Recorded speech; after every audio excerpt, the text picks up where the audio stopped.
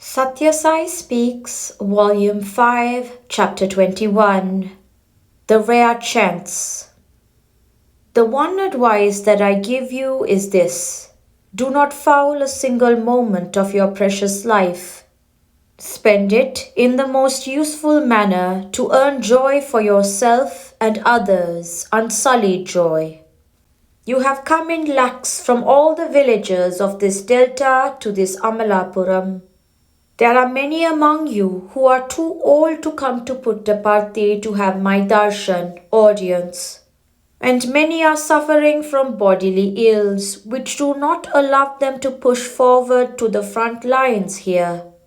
Have some consideration for them. Stand where you are. Do not push and try to rush forward. I am on this high terrace. Wherever you are, you can see me. There is work now only for the eye and the ear, not for the tongue. When you have the chance, it is wise not to miss it. I have come in order to confer Ananda, bliss on you. I am prepared to stand here until all of you have your fill of Ananda. Why then should you raise this clamor? God can be felt and experienced only in the deepest silence. All noise must subside, then his voice can be heard clearly.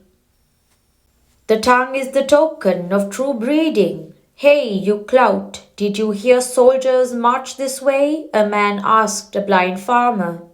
Minutes later, another person accosted him. Blind man, open your mouth and tell me whether you heard the noise of soldiers marching this way. Later, a third voice approached him. Sir, did you hear some soldiers marching along this path? At last, another person came near and placed his hand upon his shoulder. My dear man, please tell me whether you heard men marching along this road. The blind man correctly described his interrogators later in the order of their appearance as a soldier, a captain, a minister, and the king himself. The words reveal the breeding of the speaker. The silent man has no enemies. The tongue is the armor of the heart. It guards one's life. Loud talk, long talk, wild talk. Talk full of anger and hate. All these affect the health of man. They breed anger and hate in others. They wound, they excite, they enrage, they estrange. Why is silence said to be golden? The silent man has no enemies, though he may not have friends. He has the leisure and the chance to dive within himself and examine his own faults and failings. He has no more inclinations to seek them in others. If your foot slips, you earn a fracture. If your tongue slips, you fracture someone's faith or joy. That fracture can never be set right. That wound will fester forever. Therefore, use the tongue with great care. The softer you talk, the less you talk, the sweeter you talk, the better for you and the world. When you crowd so thick and rush around, pushing people forward and backward, it is a good chance for thieves and pickpockets. You stand lost in your own luck. Your attention is concentrated on me, while the attention of those others is concentrated on your purse or golden necklace. I know the agitators of your heart and its aspirations. But you do not know my heart. I react to the pain that you undergo, to the joy that you feel, for I am in every heart. I am the dweller in that temple. You must know me better, for how can a telegram sent in Morse code be understood by the receiving office when the receiver does not know Morse? The prema, love that you give is of the same Morse code as the Ananda, bliss I give you. Bhakti must be directed along the channels laid down by reason. Your bhakti is making you behave wildly, like the furious flood of a river.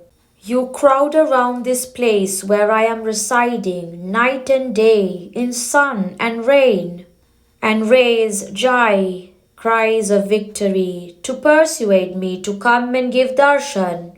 This is not correct, my dears. This is not bhakti, this is not prema. Of course, even without your making all this noise, I gladly come onto the terrace and give you the darshan you ask for. In your heart of hearts, that is the voice I hear most, not the voice coming out of your throats. Use your life to spread joy, not grief. Most of the clamor that you cause is due to wrangling for space. The stronger ones insisting on their right and even robbing others of their rights. This is a place where you must try to help, not hinder. This is an atmosphere of perfect peace, prashanti. Do not behave here as you do when you gather elsewhere. There is no scope here for envy or malice, hate or competition. When karma, intense desire, and krodha, anger, are rising in hot flames from the heart, how can the cool rays of shanti, peace, and satya, truth, ahimsa, non-violence, and prema, love, emanate therefrom? This human birth is a rare chance. Use it for spreading joy, not grief. Of course, it is natural for man to resent, to grow angry. But you should not allow anger free and furious scope. The raging floods in the Godavari have to be restrained by bunds, anicuts and dams so that the water may reach the sea without scoring the fields on either bank. You too must set limits to your own anger and hate and honor those limits. You know that first you have to plough the land, feed it with water, then sow the seed, pluck out the weeds. Guard the crop by a fence from cattle and goats and wait patiently for harvest time. So also the heart has to be ploughed by means of virtue, fed with water of divine love, before the seeds of divine name are sown. Later, the field has to be watched and weeds have to be destroyed. It is best to prevent the cattle of unsteadiness and doubt by putting up the fence of discipline. Then the name of the Lord will flower into meditation, and the rich harvest of knowledge can be reaped.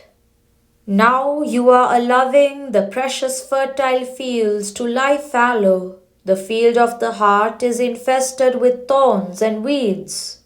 It yields no joy to anyone. Cultivate the heart and garner the grain of Atma Ananda.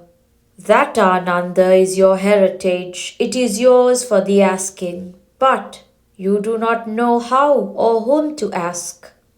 Ask grief to quit, and Ananda is patent. It is the very basis of your I-ness, your Sat, existence, and Chit, consciousness.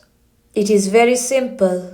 Grief will disappear as soon as you discover its real origin, for it has arisen only out of ignorance. Amalapuram, 9:30 a.m., March 29th, 1965. Let no one suffer the slightest pain as a result of your thought, word or deed. Let this be your sadhana. Sri Sathya Sai Baba.